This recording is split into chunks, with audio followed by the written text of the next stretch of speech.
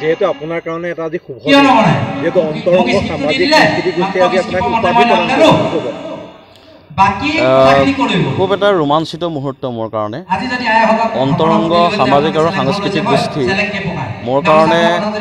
অতি নমস্য আৰু অতি শ্ৰদ্ধাৰ এটা সামাজিক আৰু সাংস্কৃতিক অনুষ্ঠান হিচাপে পৰিগণিত হৈছে কেৱল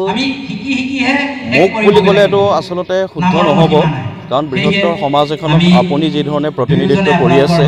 আমিও সামাজিক আৰু সাংস্কৃতিকভাৱে আমিও বৃহত্তৰ অঞ্চল এটাক আমি প্ৰতিনিধিত্ব কৰি আছোঁ আৰু সুদীৰ্ঘ সময় আমি সমাজ জীৱনৰ লগত সম্পৃক্ত হৈ আছিলোঁ সাংস্কৃতিক জীৱনৰ লগত সম্পৃক্ত হৈ আছিলোঁ আৰু ৰাইজক আমি যথেষ্ট মৰম আদৰ আৰু সন্মান প্ৰদান কৰি আহিও আছিলোঁ আমি কিন্তু কি হ'ল নাজানো অন্তৰংগ সামাজিক আৰু সাংস্কৃতিক গোষ্ঠীয়ে আমাৰ দৰে এই অবোধ দাসৰ দাস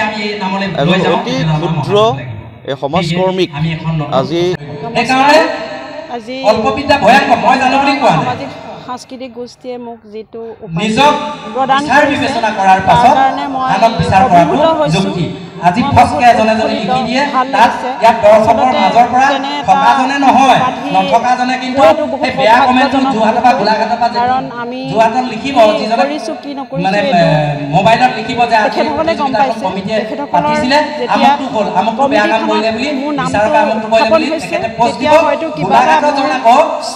বা জুহাতৰ জন এই মঞ্চ নথকাজনে এনেকৈ বেয়া কমেন্ট লিখিব তেখেতে নাজানে যে বহুত আছে আমাৰ যোৰহাটতে বহুত মহিলা সকলোকে মই অনুৰোধ তেখেতসকলৰ ভিতৰত তেওঁলোকে নিৰ্বাচন কৰিছে মই নৱপ্ৰজন্মক আগুৱাই নিয়ক ভাল লাগিছে উৎফুল্লিত হৈছে তেখেতসকলক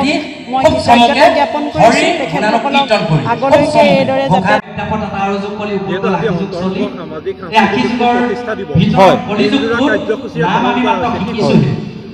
আজি সমূহ দেৰকুৰীয়াবাসী ৰাইজ আৰু প্ৰভাতী যুৱক সংঘৰ সৌজন্যত অন্তৰংগ সামাজিক সাংস্কৃতিক গোষ্ঠীৰ উদ্যোগত অন্তৰংগ সামাজিক সাংস্কৃতিক গোষ্ঠীৰ প্ৰতিষ্ঠা দিৱস পাতি আমি খুব সুন্দৰভাৱে এই কোন মুহূৰ্ত পাইছোঁহি আমাৰ পুৱাৰ পতাকা উত্তোলন আৰু শ্বহীদ তৰ্পণ লগতে অনুষ্ঠানটিৰ লগত সংগতি ৰাখি আমি এটি বৃক্ষৰোপণ কাৰ্যসূচী ৰাখিছিলোঁ এই বৃক্ষৰোপণ কাৰ্যসূচীটো সফল ৰূপায়ণ কৰিছে আমাৰ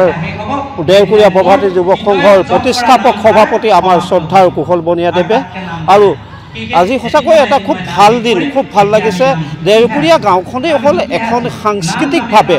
চহকী গাঁও আমি গৌৰৱেৰে ক'ব পাৰোঁ গৌৰৱে ক'ব খোজোঁ যে এইখন গাঁৱত জন্মসূত্ৰে প্ৰত্যেকজন শিশুৰে তেজত নিহিত হৈ আছে বিহু তেজত নিহিত হৈ আছে খোল ঢোল নেগেৰা মৃদংগ গতিকে আমি এই আপাহতে আপোনালোকৰ চেনেলৰ সামাজিক সাংস্কৃতিক গোষ্ঠীৰ প্ৰতিষ্ঠা দিব তাৰ আজি দিহানাম প্ৰতিযোগিতা অনুষ্ঠিত কৰিছে আৰু এতিয়া ইয়াত উপস্থিত আছে কি ক'ব মই আজি সকলোকে নমস্কাৰ জনাই এটা কথা প্ৰথমে কৈ ল'ব খুজিছোঁ যে আমাৰ অসমীয়া জাতিৰ বৰ্তমান কলা কৃষ্টি সংস্কৃতি ভাষা সকলো দিশত এক মানে ভাবিব নোৱাৰাকৈ কিছুমান সমস্যা আহি পৰিছে আৰু এই সন্ধিখনত যিসকল বিষয়ববীয়াই আমাৰ এই কৃষ্টি সংস্কৃতি ভাওনা দিহানাম বিয়ানাম বিহুনাম এই সকলো অভিনয়